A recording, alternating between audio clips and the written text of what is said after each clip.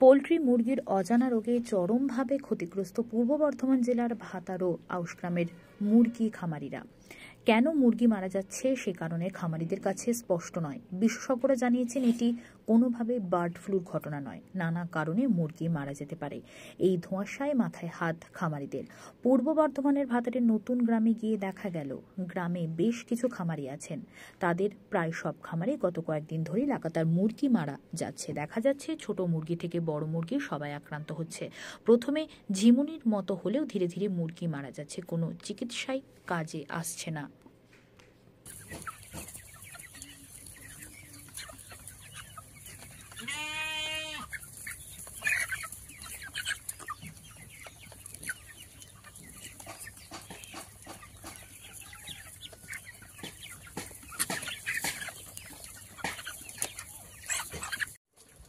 বলতাম ওটা শিখিয়ে দাও।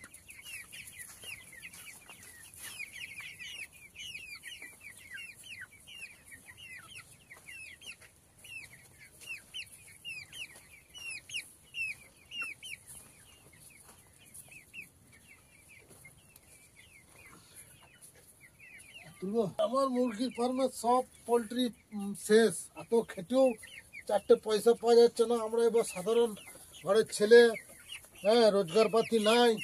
এই এগুলো কি সব মারা গেছে? হ্যাঁ, সব মারা গেছে। আমার 1,500 পাখি ছিল, 1,500 পাখির মধ্যে সবই মারা গেছে। ওই 200-300 মতন পাখি কালকে এসে রাতে তুলে নিয়ে গেছে, আর বাকিগুলো নিয়ে যায় না। এই যে ছড়ি ছিটি পড়ে আছে। কই দেখান তো মুরগিগুলো। এই তো এরকম গাদা আছে মুরগি, ঘরের ভেতরে খানি ভরা আছে, বস্তার ভেতরে ভরা আছে। এখানে সেখানে নিয়ে চলে যাচ্ছে, কুকুরা নিয়ে যাচ্ছে, ফেলে দিচ্ছে।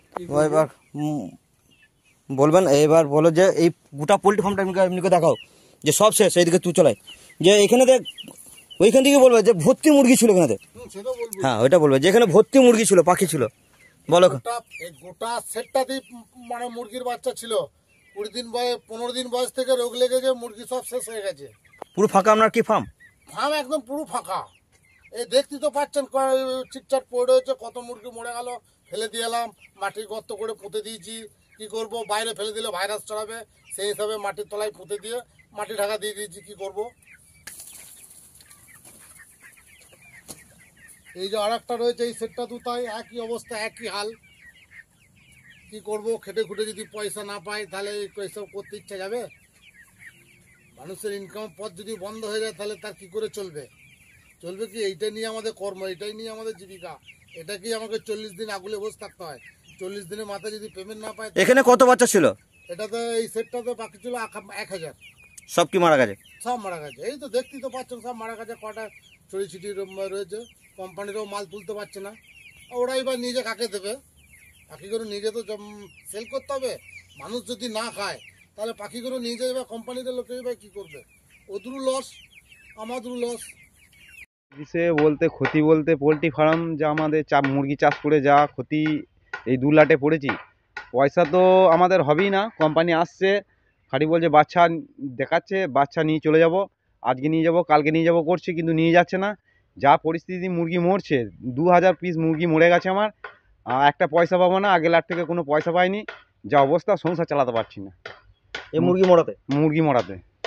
আপনারা কি মুরগি চাষ করেন? হ্যাঁ, আমার মুরগি চাষ পেশা। কদিন ধরে দেখছেন এই রোগটা? এই রোগটা মোটামুটি আগের লট থেকে হয়েছে, 40 দিন আগে হয়েছে। 40 দিন? হ্যাঁ। আপনার কত মুরগি চাষ আছে? আমার 2000 ফার্ম। 2000 ফার্মে? 2000 ফার্মে মোটামুটি 1700 বাচ্চা আছে। সব মরে গেছে? সব মরে গেছে। কি করছেন সেগুলো এখন? ওটা মাটিতে নিয়ে যে পুঁতে দিচ্ছি। ফেলা তো আবর্জনা তো আশেপাশে ফেলা যাবে না, রোগ ছড়াবে। এটা কি কোনো রোগ কি জানতে পারছেন? না, কি রোগ বুঝতে পারছি না। মুরগি খালি ঝিমাচ্ছে আর মরে যাচ্ছে, পাল্টি হয়ে যাচ্ছে আর মরে যাচ্ছে। আপনারই কি একা চাষ আছে না আরও গ্রামে আছে? না, আমার গ্রামে বলতে এই গ্রামে 20টা ফার্মে